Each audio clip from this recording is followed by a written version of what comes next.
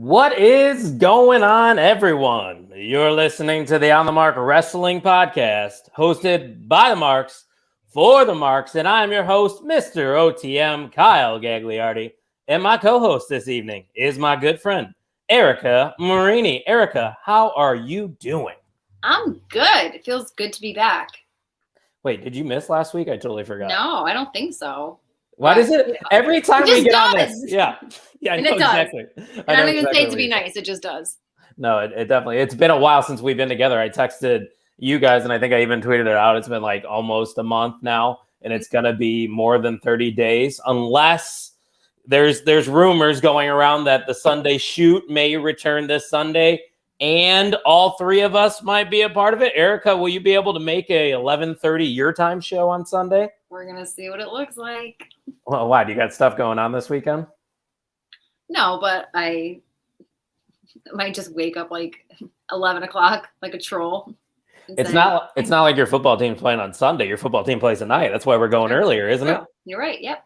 You're right. I respect that because we'd be doing the same thing if the Packers were playing or if there was like a big Cardinals baseball game going on. I probably would miss out. But hey, you got your Steelers tonight, which I did bet on. So I'm hoping Trubisky can figure things out. You feeling good about tonight's game? I am. And I have to say, last week was a fluke. I have my new Lucky Charm. I forgot to bring it with me last week. We lost. So tonight. What is that Lucky Charm? It's my new Steelers hoodie. Oh, okay. So, some years I go too crazy and it's got to be the same socks, same underwear, same sweatpants, same shirt. But we're going to keep it simple. Ryan Vogus is a big fan of the 10 God, Mitch Trubisky, one of his favorites on the Bears the last few years. And Robbie Collins, he tweeted it out before we even went live that he had us pulled up on the big screen, ready to go for a 6 p.m. Central start. He's saying hello to you, Robbie. It's a little earlier for him. He's not going to be staying up till 2 a.m. this time, only 1, I think. It's win-win. 1 a.m. still sounds terrible. It does. During a weekday, I could not do that. So credit to him. And our friend, the mayor of Canton, don't kick me out. Go Browns. P.S. You'll need a white rabbit's foot. Oh, I like that play on words there, as we are going to be definitely starting off this week's show talking about that. But before we get into all good things wrestling, we got to remind the listeners to check out our wonderful website, the On the Mark Wrestling Podcast.com. Go ahead and get yourself some merch today. We have a lot of options out there. Fall is finally here. Today is the first official day of fall. So go get that hoodie. Go get those joggers. And Erica, you have a pair of leggings, correct? No, I got the joggers, bro. Oh, you got the joggers. Are they comfy? Yes, and they're like smooth. I still don't have any, and I keep saying I have to buy some, but I definitely am going to have to buy some joggers. Started early, eh? Dirk Vogus says. Erica, you want to explain to Dirk, since he is a former MVM, we might as well let him know why we're going early. He deserves it. Steelers are on at 8 p.m. Eastern. It would interfere. I wouldn't be able to give the show my all that it deserves. So my wonderful co-host agreed to start early. I don't do anything. I'm not doing much over here. I got home from work. But it's honest work. That's right. That's right. One more comment before we start things up. The MVM himself, Steve from the SCW Wrestling Channel, says, "What's up, OTM? Hope you're both doing well. We are doing fantastic, and it is a good thing that Ryan told Dirk that we were starting early. We made sure Ryan knew too. We texted our OTM Side Pieces group chat that we would be starting an hour early, but we mainly are going to talk about AEW Grand Slam, Erica, because that is the big thing that happened this week. But another thing that's taking up a lot of the wrestling headlines is stuff that we saw on Monday Night Raw, and apparently some people have been noticing in the arena during commercial breaks, they would be playing the White Rabbit song, lights go out, and people would bring out their cell phones, a little bit of flashing lights going on. And this obviously wasn't on TV because they would get copyrighted for the music, but we had a lot of things going on in the background of Monday Night Raw this week, Erica. We saw some QR codes that led you to a White Rabbit playing the game Hangman that asked the question, who killed the world? And that ended up spelling out, you did. So when you saw these, first off, I didn't notice them. Did you notice the QR codes? No, I never do. And there was a QR code recently, or maybe like I'm trying to remember who it was for. Oh, whoever, whatever. Zoe Stark had one in NXT, I think, and it was just her with the title. And you scanned it and like tweeted or texted about it, and I was like, I wouldn't even think to do that. I just assume it's something that people that know what they're doing, whatever. Obviously, I didn't pick up on it. I also didn't pick up on in the Extreme Rules poster with Rollins and Matt Riddle, there's in the background of it, there's a lantern and some fireflies.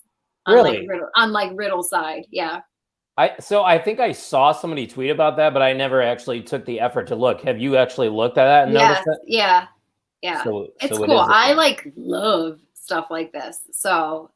Well, it got us talking privately in our text thread. We were talking about the possibilities. I immediately said, I don't want to jump to Bray Wyatt because that seems to be where everybody wants to go. And I get it because we miss Bray because he's so awesome creatively. So I'm still going to mentally just say it's not Bray Wyatt. It's not Bray Wyatt. And then if it is, that's cool. But is that where your head's at with this? Are you assuming it's Bray Wyatt? I'm assuming and I'm hoping, and I feel like I'm just putting that out into the universe and then hoping that that manifests into Bray Wyatt. I also saw, how do you do the rabbit and the, what's it called, hourglass, and not think something with Cross? Well, yeah, because he's already here. Well, didn't Cross also have ties to the White Rabbit gimmick in the Indies? Wasn't there something that he did similar to that? Yeah. So that's where my head went first thing. I was like, it's just another Cross thing, another layer to the character. But just speaking of layers itself, though, it's a different vibe in WWE right now. If you look at the Dexter Lumis thing, the way they debuted him, and now instead of just saying Bray Wyatt returning this Friday or tune in this Friday to see this, subliminal messages just everywhere throughout the show. I like that. I like that. We deserve that. And I love that they give it to us because this is something that you can't do very often. And absolutely. I think if anybody, Triple H could do it right. So I'm excited. Whoever it turns out to be, I will be open-minded. I am hopeful that it's Bray. I won't even be able to believe if it is Bray because we've been saying it for how long? No matter what. AEW, we're like, it's Bray. Impact, it's probably Bray. You know what I mean? We're just always hoping that it's him. We just want him back. Time. That's it. Whatever. Yeah. Well, in those codes too, when you scanned it, 9/23 came up, and that's the SmackDown date. And apparently, when that guy walked across the screen with the QR code on the sign, it was 9/23 Eastern at the time when he walked across. I love that. So just so much stuff into this little thing about the White Rabbit, but. I want to pull up this tweet because I threw this in our text thread as well. And I think Steve Signor was the one that retweeted it or quote tweeted it, and that caught my attention. And this tweet's from @RealCabriBy. So I don't want to mispronounce that, but I think that's right. Yeah, whatever. So this is what he said. What if all the White Rabbit teases by WWE actually means a Bray Wyatt return and all of his Firefly Funhouse characters came alive? Karrion Kross being the White Rabbit, Scarlett being Abby the Witch, Dexter Lumis is Mercy the Buzzard, and Bray Wyatt is their master. Just saying. That's something, isn't it? Awesome.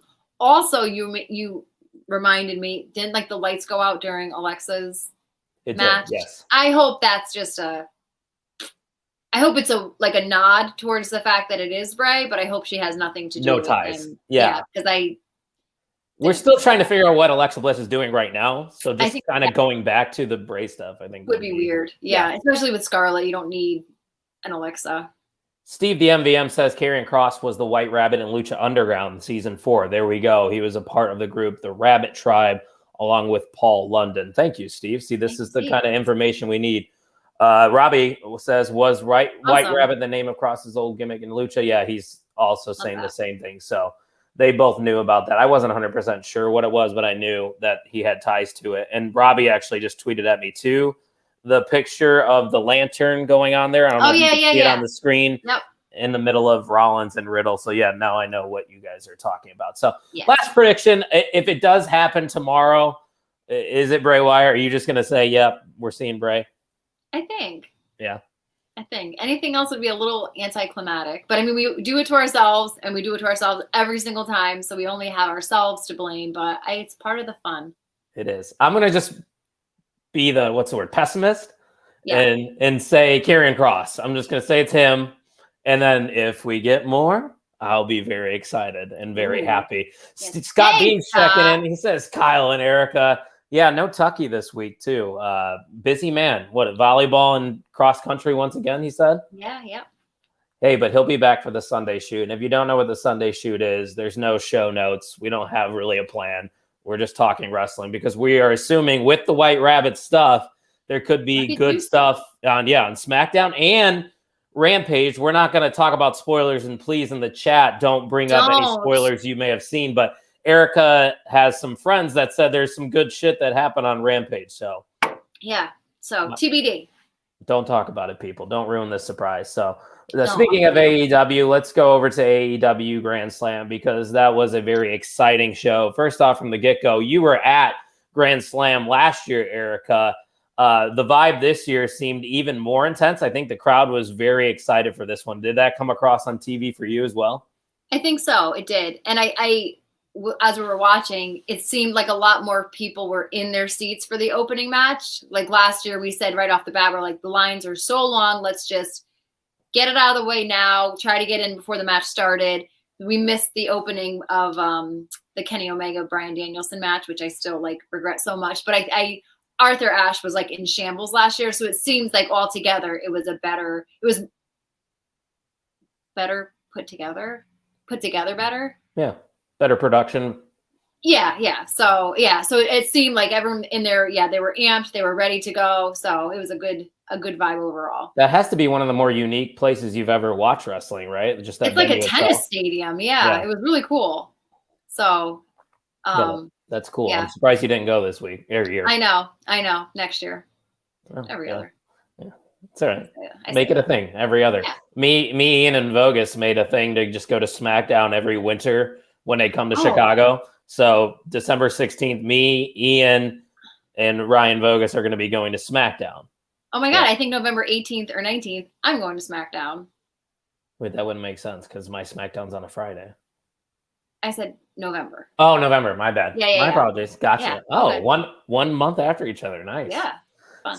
Scott saying Triple H has said on the dirt sheets that he has done big surprises planned, and some haven't been talked about on. And I believe that. He's not somebody that I would doubt. I just think he's not saying it to blow smoke up your ass or saying it to keep his own hype going. I genuinely believe that. I think that he knows how to keep things tight-lipped. And I think that people respect him enough and what he's doing for the wrestling community overall, that they would also remain tight-lipped. So I'm very excited. I mean, look at Johnny Gargano's debut. We didn't hear anything about that. Nothing. Not a peep. Right after the commercial, Johnny Gargano's music hits. And like Steve said, looks like it would be a really fun venue to watch wrestling. And that'd be very cool to go to one of those shows. And speaking of the Wizard, La Champion, Jericho the GOAT, as Robbie is saying, this show started off with the Ring of Honor World title match between Chris Jericho and Claudio Castanoli. I thought this was a wise choice to start things off, Erica, because you can't go wrong singing Judas. Get the crowd amped. Everybody's behind him. Let's fucking go. I think that they also, the way that I saw the card play out, I think that they, Mr. Vocus. Are you reading comments again without? I know. I'm sorry. Everybody that listens back probably is so confused when you just do these random ahs or start talking about something different and don't realize that we are doing this live. So, guys, comment section's got to let me know. Did Erica freeze or is it just me? Erica, you back? Yeah. Hello. I think you froze again. He said, "No, I'm here." Oh, I didn't know if it was a surprise or anything. So Dirk is going to SmackDown with us. Yeah. I didn't want to ruin it for Ryan because Ryan bought a ticket for his dad. So Dirk Bogus will be joining us for SmackDown as well. I didn't want to ruin any surprises, so I was playing it safe there. That's fun. Scott said AEW is coming to Connecticut in October, November. I think I'm going to go to the November one. It's Dynamite. Look at you loading up. But see, I just took a break. Yeah. You got to recharge the batteries a little bit. That's it. So, Erica, I thought this match was pretty competitive. Back and forth action. We got until the finish, which was obviously a little wonky. What do you think overall about the match itself? Overall, yeah, I liked it. I think that I always count Jericho out. I just look at him and I'm like, he's got nothing left. And then he just comes out and delivers like a great match with somebody like Claudio. There was a couple of spots that were wonky, as you said. What did you think about the finish? Because I read a tweet that really got me going. Well, I mean, I wouldn't have minded the finish until I saw the matches after, because we got a couple weird finishes on this card. But at the time, I was like, I guess it's a good way to get the title on Jericho, because him winning clean does no good for Claudio. So I'm okay with it. Why? What did you read or see? No. Well, I guess just like that Jericho taking that belt overall. I also thought that was a good start to the show, because then it just was like for the rest of the night we kept going, well, after that Jericho thing, I have no idea what to expect. It kind of kept you on your toes. I think a lot of us assumed Claudio was probably going to retain the title. And obviously you have that low blow, and that's how Jericho gets the win. But Chris Jericho winning his 8th world title, that's something. But going off of kind of what Steve is saying here, I was going to bring this up as well. He's saying right choice with Jericho winning plays nicely into the Garcia story. Plus, if ROH gets that TV deal, Jericho has the better name value to the casuals. I was going to say, doesn't that give you the vibes like, we're going to give it to Jericho just because we have this TV deal waiting in the wings? Amazing. And it also adds another layer to the Jericho, Daniel Garcia, Bryan Danielson onion, because now I don't think that's over with like Daniel Garcia's face when Jericho was like hugging and kissing him, and he's just obviously just so flat and so over it. So I don't think that it's done between Jericho and Bryan Danielson yet. And I would love for Bryan Danielson to be the one to take it off of Jericho. You're on to something. I was thinking I was like, who would be Jericho? I take no credit. I saw it in a tweet. I mean, I don't have thoughts like that. You're still the one that brought it up. I like the idea of going with Bryan Danielson. Like, and we'll talk about it when we get to the main event of Grand Slam with Danielson and Moxley. But maybe he's not going to win the biggest prize, but. And I also don't think he cares. No. You know, I just think he's genuinely there to do what he said he wanted to do, which was just like have good wrestling matches. Thank you, Bogus. Ryan Bogus with a compliment. Great shirt, Erica. And Robbie's right. Never count out Jericho. You're right. Shame on me. It's crazy because you think, maybe he's just going to lose or start putting people over, and then maybe he'll go back to WWE. And then it's like never. And then you have to respect that. Like, damn. I mean, I'm not mad about it. I mean, in a way, I'm not mad, but slightly disappointed just because it seemed very early in the Claudio title run, and now he's just going to be another member of the Blackpool Combat Club. Hopefully they figure it out. Yeah. So hopefully they do have something in the works. Yeah, very good idea. Steve's saying for the next ROH event, perhaps Final Battle in December, you can do Danielson versus Jericho for the ROH title. Yeah, that would be awesome. I'm getting amped. It's a good way to get eyes on the ROH product too, if they were to hypothetically get that TV deal. So if that is happening in the background, it makes sense with Jericho. But if it's not, if we're not having an ROH like future TV deal, I don't like the decision. Same. That's just me. I'll remain open. Yeah, it's a good way of looking at it now, Erica. Just remain open to the possibilities and the direction that they can go in. Yes. So everyone loves the Acclaim. We all know that. They had a fantastic match at All Out, arguably the match of the year. And this was probably the most anticipated match of the night here at Grand Slam between Swerve and Our Glory and the Acclaim. How about that pop, Erica, that the Acclaim got when they came out? That was something. His entrance rap was so good. I mean, they usually are. Sometimes there's like, it's all right. You get like a zinger here or there. But like last night nailed it. And I was like, they're coming out. They're on fire. I knew it had to be their time. Yeah, I think we all kind of saw this one coming once the reaction they were getting in Chicago at All Out, and they didn't win. And then once they announced the rematch, it's like you have to strike while the iron's hot. And typically AEW does that a little bit more than WWE, at least in recent history, that they will listen to the reactions certain people are getting and then just throw the belt on them while they're hot, which I don't think anybody's mad about it, right? No. This was the right decision, I would say. Yep. Steve literally just what Steve got to say. Steve said, so happy for the Acclaimed. Strike when the iron's hot. See, look, great minds think alike. The MVM, perfect time for them to win. Absolutely, Erica. So does that mean we got to scissor each other right here? Yep. You're still going the wrong way. You know that, right? I'm not. For the listeners and viewers, you are. I've already We're not going through this again. We aren't. The people watching live see what I'm seeing.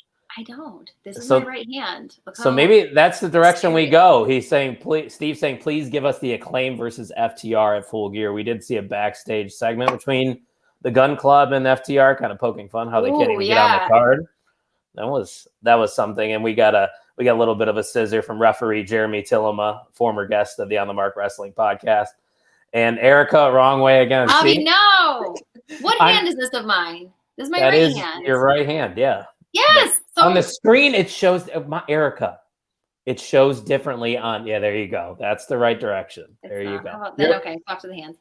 So this match itself, though, I don't think it was good as their match at All Out by any means, but I thought we had good action throughout. You know, we saw that typical spot that we've been getting with Swerve and Lee where they'll accidentally hit one another and it kind of teases that split. But even from Swerve's entrance theme, I thought the heat that he was getting in particular was fantastic. I hope they kind of capitalize on this and maybe Swerve's the one to eventually turn on Keith Lee. What do you think?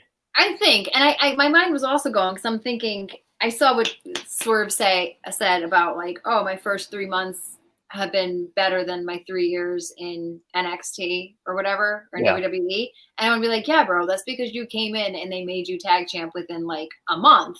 But I started to wonder, like, what is here for them after this? And I think it is. I think Swerve does a good enough job as the heel to carry himself after this, obviously with Keith Lee being face. But I do have to say, did you see them, that wrestling club that's in New York? Yep. How they went and saw those kids before last night's show. And then I saw the teacher today say that Swerve was wearing the hoodie that the kids gave him when they met him. Cool. So I give him a lot of respect. But that same old spot where like, oh, will they, won't they? Like whatever's going on. Also kind of overplayed in my opinion. It is. It's like shit or get off the pot. Yeah. But I also totally fell for, and I don't know if it was intentional or not, when Max Caster went for that first mic drop. The knee injury?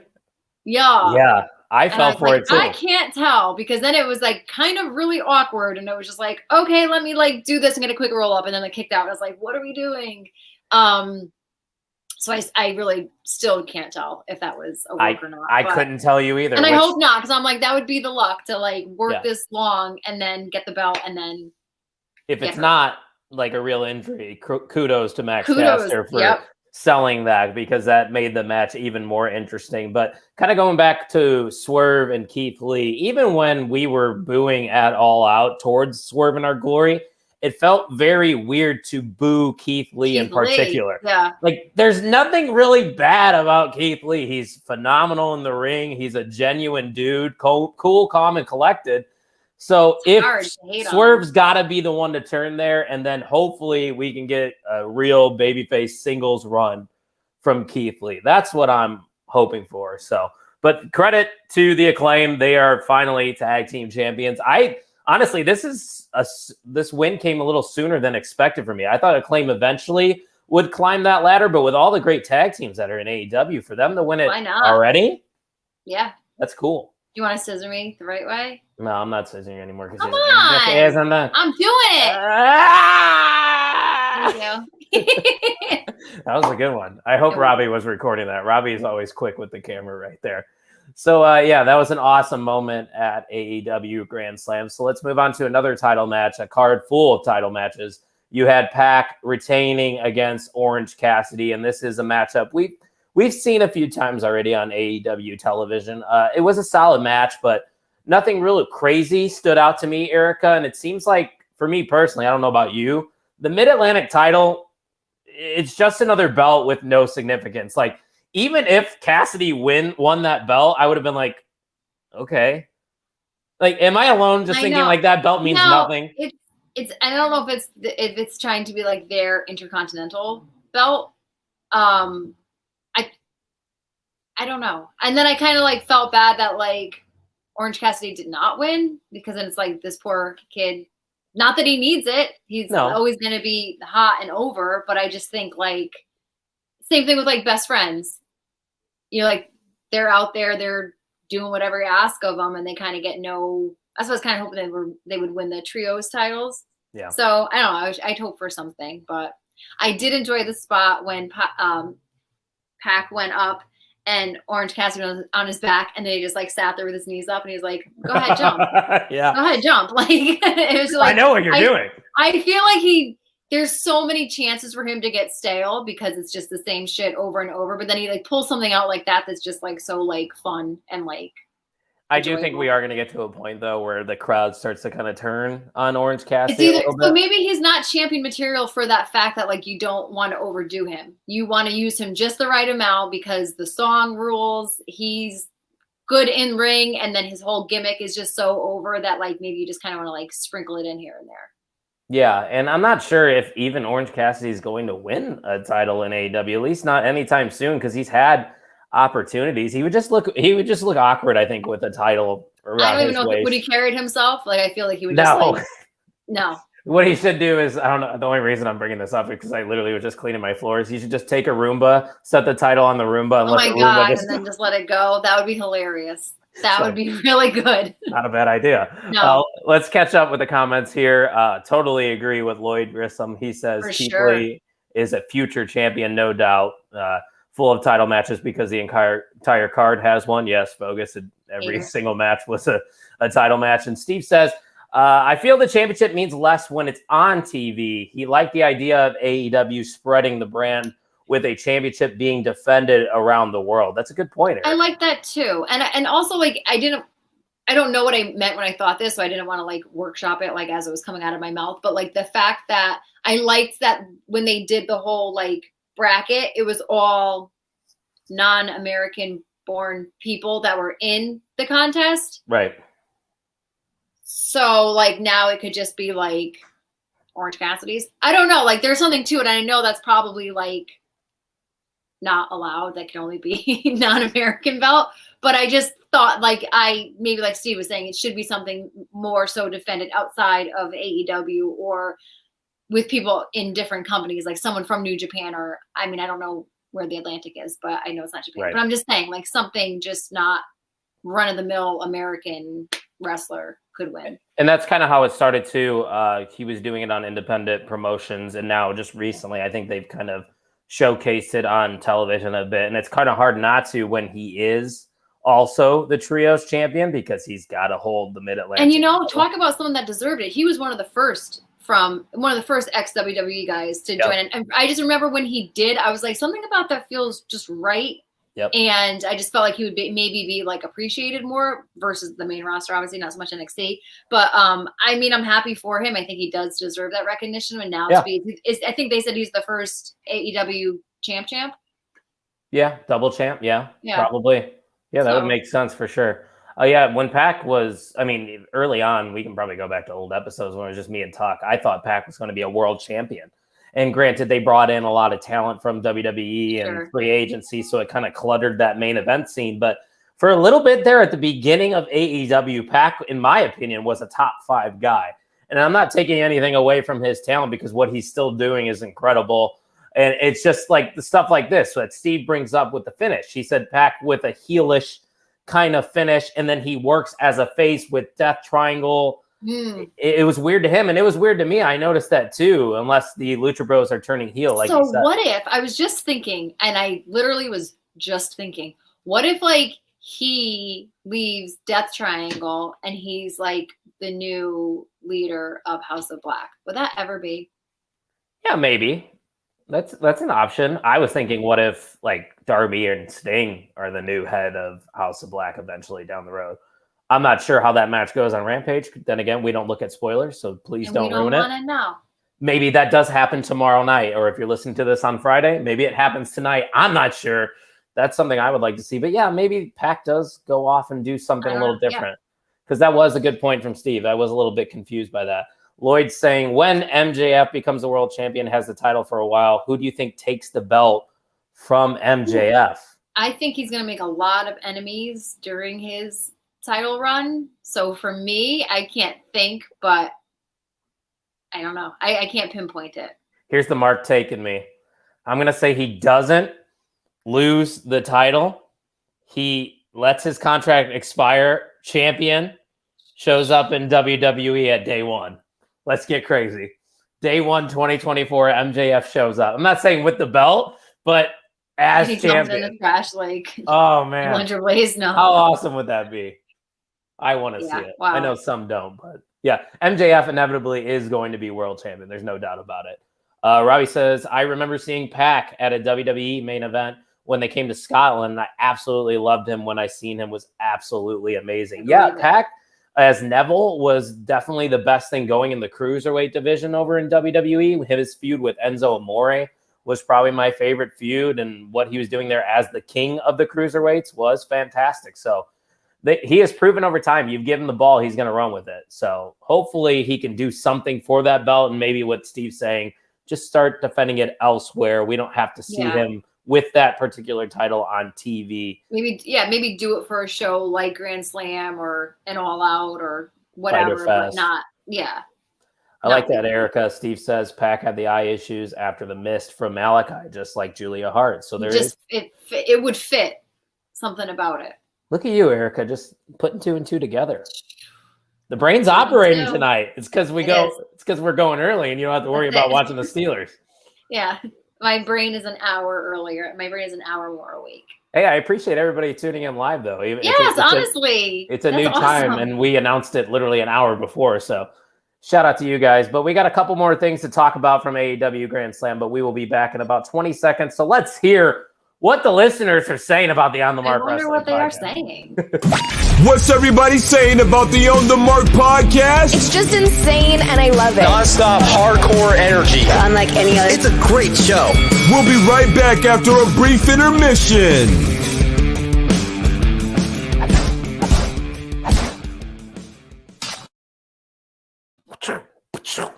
Oh.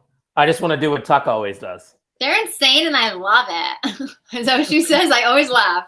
We should get more people to review, like actual people that listen to the show, and just insert it in there. Like Robbie Collins records. Oh, yeah, you're right. Sorry. We should get more people, is what you're saying. Exactly. That's more of our day ones. Great show so far, guys. You know what, Robbie? We appreciate you.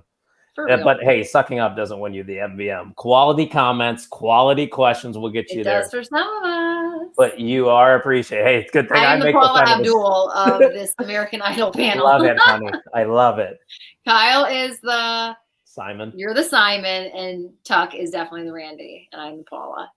It's going to be a no from me, dog. That's all I'm saying. One more comment before. Steelers fan also. Should Pickett become the starter, Erica? I think we need to give Mr. Mitch a little bit more time. I agree. But then I'm open to it. I agree. I would say a couple more weeks, and then you can reassess from there. Yeah. See if Mitch can get some in-division wins. So that was talking football. Let's go back to AEW Grand Slam and to this women's fatal four-way where Toni Storm did retain her women's championship, the interim, women's championship against Deeb, Baker, and Athena. I mean, the match itself was average. I don't think it was bad by any means, but it's what happened after the matchup really that got people talking, isn't it? Were you so surprised? Because she is someone that I never heard any ill will with WWE, and all she's talked about is how she's wanted to come back and this and that. And I know a lot has changed since the conception of AEW, but when the music hit, I think we all maybe guessed that it was her. Then when it really was her, my mind just started going because Mega Pop. Yes. And she looked great. And I was texting you about it. I'm not saying this disrespectfully, whatever she's had done, the last go round, it bothered me because I couldn't figure out what it was. It wasn't the real Saraya. Yeah, so maybe she's had things undone. I just feel like she's back. She looks fantastic. I think maybe she's in a better place just overall. And the more that I've been absorbing it all day, I love it. There's just so many things. My first thought was, even though it was the AEW Women's Championship, I said, I bet, oh, yeah, he's probably right. Yeah, Vogus is I saying, could I'm see guessing they her- would just never clear her. That's what Vogus I said. could see her being the one to take it off of Jade also. Yeah, I like that. Because, yeah. Yeah, I mean, I think everybody was shocked. Robbie said, I heard absolutely nothing about Saraya going to AEW. He just woke up and saw that she showed up on TV, and he couldn't believe it. I saw a report before AEW that Sean Ross Sapp sent out that they had conversations in the past. Nothing about them having ongoing stuff about a potential debut at Grand Slam. So I really wasn't expecting it. And after, we saw Jamie Hayter come out, and she still hasn't turned on Britt, which is pissing me off. And they started to beat down all the baby faces. I had that feeling something was going to happen. It wasn't just going to end like that. And when that music hit, and then we saw the name Saraya go across, formerly known as Paige, for those of you that don't know her real name from the WWE, making her debut here in AEW. This is the biggest moment in AEW women's history. I don't care about I do care about the blood and guts match because it was fantastic, but this stands above that in terms of impact for me personally. I think this puts the AEW women's division on the map. Seeing what Vogus just said, I 100% agree with what he's saying, but I do think that she has something that Ruby Riott didn't have, Ruby Soho, whatever, Thunder Rosa, that nobody, no more Ember Moon, that none of them have had.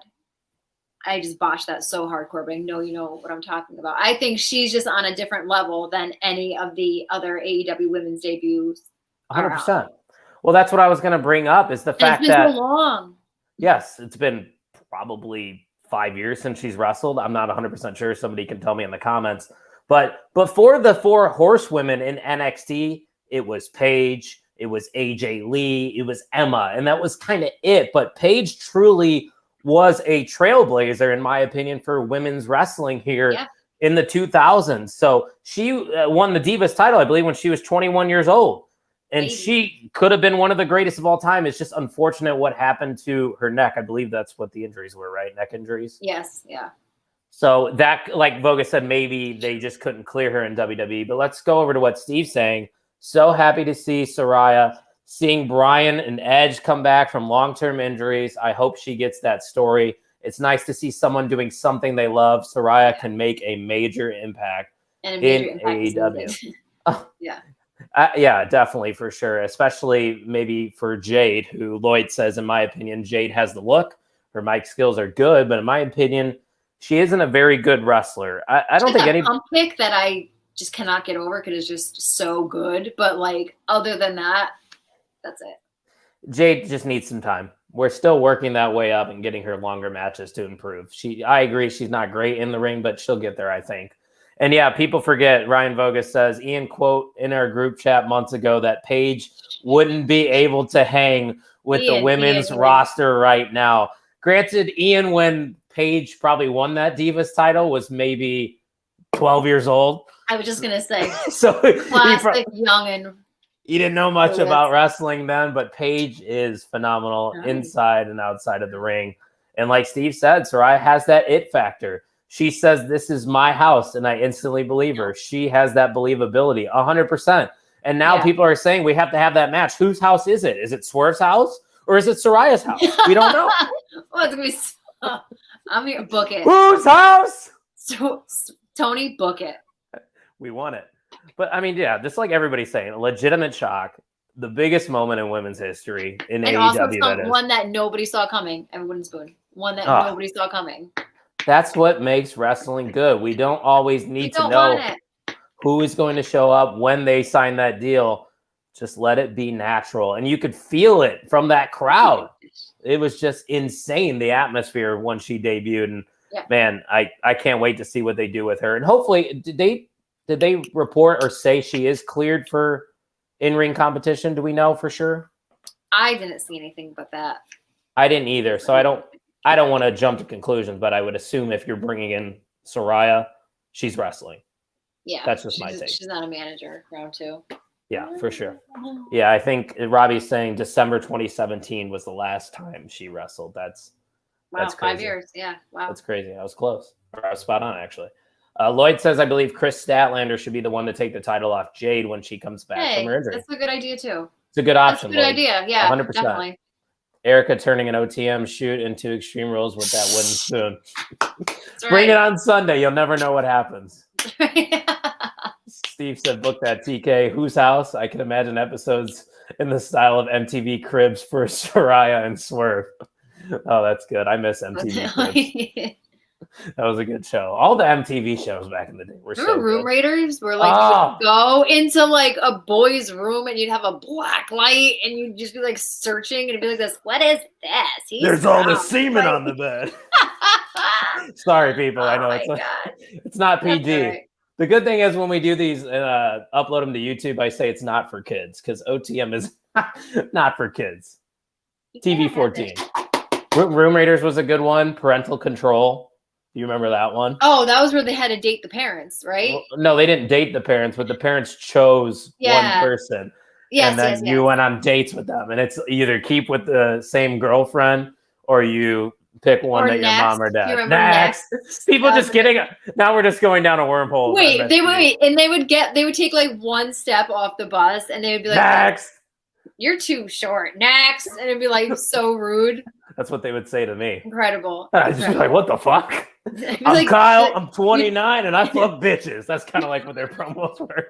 Yeah. All their like fun facts were like super stupid. Like anybody that doesn't know what we're talking about, please just Google MTV Next and you will know exactly. Yeah. And just hope they need to put that on like Netflix or something. I would have watched the shit out of that. So there's a channel on Vice that has Vice. There's a channel on Pluto that runs Jersey Shore like nonstop.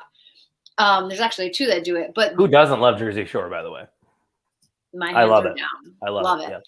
They need to have just an old MTV channel with like, or MTV Now needs to stop playing ridiculousness and just bring reruns of all of those back. Like that is what we want. And Robbie said this feels like a Sunday shoot. You know, we run the show, so we can really do whatever we want. And we got very excited about MTV because that was, for me, that was my childhood right there, was watching those shows. So Bowie says I saw a meme of Celebrity Deathmatch. Celebrity Deathmatch, yes. And even Steve from across the pond loved Jersey Shore back in the day. Look at it speaks to everyone. We do have some time though before we get to the main event, Erica. Let's address what Lloyd says. Heard that AEW is going to buy out CM Punk's contract, and then he probably won't return to AEW. And I would say that's probably it for CM Punk in pro wrestling, wouldn't you think? I read that as well. I think there's nowhere else for him to go. He went out, and you could literally say he went out on top. He went out as champion, and that was it. It's unfortunate what happened after that, but I feel at this point, he's just been too problematic. At this age, you could be problematic when you're 20, even in like Eddie Kingston's case, you could be problematic when you're 30, like figuring it all out. But like to be in your 40s, bro, and still thinking that like who you are, like your shit doesn't stink, like it does not matter. Like, yeah, you're CM Punk in the wrestling room. That doesn't carry out into like the real world. And they've all been doing this while you've been home. So just that it like truly living up to his name. It was just like a Punk like bitch move. He just went out on a shield. I think he knew that was it for him. He's just like, I'm just going to let it all out. And that's exactly what he did. Fell on his sword. Yeah, I saw that report too, Lloyd. So thanks for that comment. And Vogus says, is Eddie not 40? I mean, he's not problematic anymore, was my point, Vogus. Yeah, he got into it with Sammy Guevara backstage. And then he owned up to it and said, I apologize. I gave somebody the finger last night driving. Whoa, why is it? I got to hear this. What'd they do to piss you off? Oh, God, I yelled at an old lady last week when I was driving. So, I mean. Why are you yelling at old ladies on the road? Because I was turning left on red. I had my blinker on. It is a red light. It's a green light, but not an arrow. I can't turn. There's oncoming traffic. She's a passenger in this giant truck behind me. She's laying on the horn for the guy and doing like this to me to turn. And I was like, are you fucking kidding me? And so then like I stopped on the street that I was like turning onto, and she like drove by me, like gave me like a look, and I was like, come get some, you hag. I actually just said like, fuck you, you old hag. But I was like, give me a break. Old people shouldn't drive. Once you get to like 85, see ya, get out. 85? You're lucky you're alive, bro. Yeah, maybe 80. Yeah. I think my grandma was driving until she was like 87. So God bless her. Yeah. Well, she's dead now, so R.I.P. Thanks for bringing that up. I don't have any grandparents. It's cool. Don't worry. I deal with either. death weird. I just, poke light at it. So let's go to the main event. There's no deaths that happen in this main event. Also, Robbie doesn't know Jersey Shore. He does now. Steve kind of explained it for him. So there we go. Steve also said to think Punk was in AEW for a year and we never saw him face Omega. Opportunity missed from AEW indeed. Yeah. Shame it only happened backstage. Absolutely. Lloyd said, I won't tell you how old I am, but MTV was fun when you were able to watch videos 24 hours a day. Also that. Did they also have the pop-up videos, or was that something else? That was VH1, but that was also pop-up video. I remember that. There it is. I still remember like some of the fun facts from them too. Oh yeah, that was good stuff too. So let's go to this main event here at Grand Slam for the AEW World Title. It's where Jon Moxley defeated Bryan Danielson to win his third championship. You obviously had the camera panning over to MJF, who was just chilling in the press box, watching it, waiting for it all to go down. I tweeted out early in the morning yesterday, Erica, that I was hoping for a Bryan Danielson win, and then maybe MJF could cash in that chip and walk out of Grand Slam with the title. That's obviously not what happened here. So why don't we first talk about the match itself? I thought it was a fantastic matchup between these two. What do you think? It was everything that I was expecting, and I mean that in like the most positive way. I like that the two of them, where it matters, are cut from the same cloth, and more to it that they are both members of the Blackpool Combat Club, and like none of that factored in at all. It was just two legitimate dudes who are here to wrestle, that have respect for the business and respect for each other, went in that ring and gave each other everything that they had, and it was a great match. Yeah, we had a couple of near falls there towards the end that really got the crowd into it. And honestly, I almost fell for it a couple of times because I was expecting Danielson to win this match. I thought, Moxley's had his time. He's held the belt a few times in between when Punk was going through all that crap, the injuries and all that maybe they'll just give it to Danielson and let him run with it and see what you could do. But I guess in the grand scheme of things, Moxley is definitely a safe bet because he's not going to fuck up backstage. He's very solid in ring. And he's like I tweeted out, he's like the Cena of AEW now. Yeah, he's a good old-fashioned workhorse. Well, I wouldn't say he's like a good old boy, but he is like the workhorse and, the staple of that company. We got a few more comments here. Let's get to those real quick as they're not loading. I want to touch on what Steve said. Mox is never getting that vacation, is he? Is what Steve I said. saw a tweet today that made me chuckle because they said that Mox now is reminiscent of like Flair back in the day, where like every match they were like, all right, if Flair loses, he's retiring. If he loses, that's his last match. And now we're all here now saying, all right, if he loses, he's going on vacation. He's getting his vacation. I just don't know. I think he knows it's coming. I really liked what you said about Danielson winning and then the MJF cash in. But so now Benjamin. What does Ben think? Benjamin wants this Himalayan bone that's behind me that he's just not getting because it's too small. All right, Ben, we got about 10 minutes. You'll laugh. It's too small. Okay. You'll live. It's fine. It's not the loud one. It's not the loud one. How old is Ben now? Small. He's 10. Oh, boy. Yeah. Getting up there. Enough. We all are. Yeah, that's true. But yeah, I don't know. And I wore my no shirt. Remember when he had the no shirt in WWE? Then instead of the yes, yes, yes, it was no, no, no, and on the back would stop it. I wore that last night under my American Dragon hoodie. Like I was all in on Bryan Danielson. I wanted him to win. Me too. And like the more I think about it, like I said previously, I just don't think he cares about championships like that. And I think he's, I think we care more about it than he does. And I like Mox retaining. I like now that it being Mox versus not retaining, but winning. Yeah. Winning, yes. Yeah. But Mox, yes, correct. And Mox, somebody like Jon Moxley going now dealing with somebody like MJF, that they are just so like bipolar opposites in like many ways that, and I think that MJF is just going to drive Moxley crazy. And I think that the vacation's coming, and I think he's willing to do what he needs to do for a few more weeks or month or two. Yeah, and what I was going to ask you is, like, do you think MJF just wins it right away? Like, the first time that they go at it for the title, they're just going to have Moxley lose again? I know he's winning a lot, but when you keep having these title changes, he's obviously losing too. So what does that make Moxley look like as a strong champion? Okay, so does he do something? What's it called? The Firm? Are they involved? Like, remember how he was making everybody go through the 5 or the whatever stages, whatever of MJF? Yeah. Like, did he do something like that again with? He could, which was entertaining. I enjoyed that. That was good stuff. I agree too, and I feel like Mox would probably just blow through all those guys and just be like so pissed off, and it would just like culminate to a match where he just like demolishes MJF, but MJF somehow like gets the win over him. It would be entertaining. Yeah, it would. And Morrissey seems to be more of like that Wardlow figure to MJF. Yes. Like from before. That's what I said last night. I think he found a new Wardlow. Yeah, it works. And I get it. And it's something for Morrissey to, get himself involved with. But I think MJF would probably have to win that title as much as it may make Moxley look weaker. Steve's saying it. He needs some time off.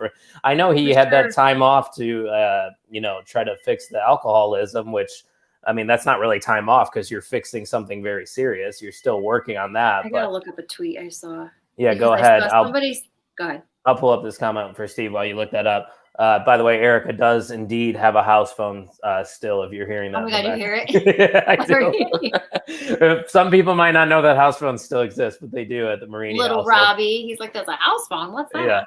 Yeah. Solid main event, though. Can't wait for Moxley versus MJF. MJF has gone up to another level since the last time they faced off. That is 100% true.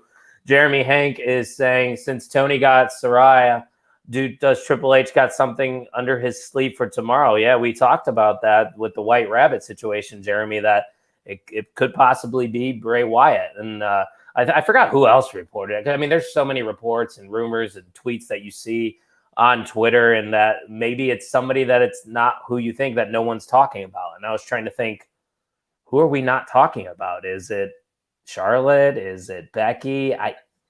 But that doesn't make. Wait. Is it Sasha? They're saying that what if the White Rabbit thing is, they think it could be somebody that nobody's even talking about right now. I know. And right. So it's, I don't know. We'll tune in. At least I feel like I have to tune in live to SmackDown tomorrow night because I don't want to miss this. Honestly, like I was thinking, like I usually watch, especially this time of year, I usually watch like movies on a Friday night. I've been missing SmackDown. I've been missing Rampage even. But tomorrow night, I feel like it's can't miss across the board. I agree. Yeah, for sure. Robbie still has a house phone, by the way. Thank you, Robbie. So you and the youngin got something in common. He said he feels young. You should feel old.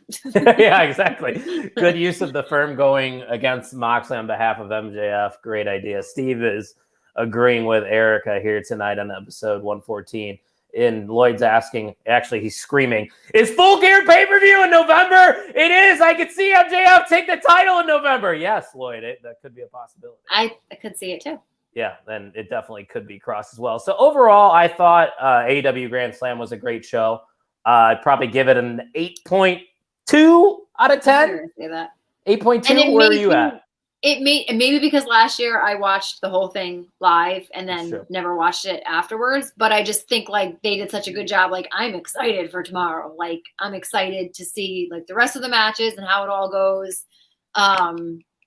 Yeah, I think it's gonna be good. Yeah. It's gonna be good wrestling on tomorrow night. AEW has responded in a way to all this backstage stuff in a positive way, and that's just putting on good wrestling on TV. And eventually we will see the Young Bucks and Kenny Omega return. They're more active on social media. So I would say things are in good hands over there with AEW television. So listen, things are always going to happen. AEW is a brand new company. I don't care if it's been 3 years old. That's brand new in the scheme of things compared to everything else. So if this is the first bad thing that's happened to that company, and it's that CM Punk got into a fight with Kenny Omega and the Young Bucks, and now CM Punk had to leave your company after he got crowned champion. Like, could be a blessing in disguise. Could have been like 1,000 times worse. Like, you'll be fine. They handled it pretty well. So yes. Here we are at the end of the show where we award the most valuable mark of OTM, and the MVM award is a sticker that Tucky has. I know you haven't seen Tucky's face in a while, but he is still a part of this show. You will see him on Sunday. Don't know about my counterpart over here, Erica. She's a game time decision, I guess. Hearts in it. Yeah. Game time decision on Sunday. So definitely check us out Sunday for a less scheduled kind of show at 10:30 a.m. Central, 11:30 a.m. Eastern. God, it's hard to say for some reason for me. And the NFL football is going to be going on, so we wanted to do it in the morning. But Erica, I think we both agree on the MVM this week, don't we? We do. Okay, we do. So let's get to it, ladies and gentlemen. We have an and still MVM of the On the Mark Wrestling Podcast, Steve from the SCW Wrestling Channel. The man was bringing it in the comments section. Also, he agreed with me twice. That's all it takes. This is something we didn't talk about. We got a little bit of time, so we can get into the comments. Robbie said, good to hear. We will have 2 War Games matches at Survivor Series. That'll be story-driven. It's going to be awesome. What do you think for the women's, though? Damage Control versus Bianca, Alexa, Asuka, and you just throw in Aaliyah and Raquel on the babyface side, and maybe Toxic on the heel. Toxic and Damage Control versus them. That'd be cool. Yeah, no, it'd be cool. I think I'm just always hoping. Steve says the MVM himself, 8 out of 10 show flew by. That it did. Voga said, been suit shopping tonight and listening. I'll come back for the title sometime soon. You're still Go down one. Go down one. I'm sure glad you guys took Mitch off our hands. Hey, Dirk Vogus, I got a question, man. I was busy this past weekend in Green Bay, Wisconsin, and I just seemed to miss what happened on Sunday Night Football. The Packers and the Bears played. Erica, do you remember who won that game by chance? He still owns you. Drink it in, man. Touchdown Steelers, thanks to you both. You're welcome, Steve. Yay. So congrats to Steve, and thanks to everybody that decided to join us an hour earlier this week for episode. You guys are awesome, and you're like the ride or dies. And I know I speak for Kyle too, but it gagged me, Mr. Focus said.